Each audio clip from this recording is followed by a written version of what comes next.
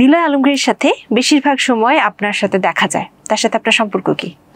আমার বন্ধু, ভাই, বেস্ট ফ্রেন্ড, কো-আর্টিস্ট। হ্যাঁ, ওকে। যদি এখন একটু কাজ কম হচ্ছে, বাট হ্যাঁ, সিন্স নিলয় তো ভাইয়া ছিল আমার, নিলয় ভাইয়া সে আমার সিনিয়র, বাট আমরা মডেলিং করতাম একসাথে। তখন আজিজ সুপার মার্কেট নামে একটা মার্কেট এখনো আছে।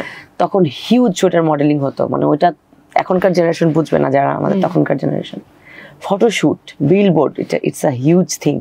তোমার একটা মোড়ে বিলবোর্ড আছে, সবাই সেটা সামনে যে দেখাতো।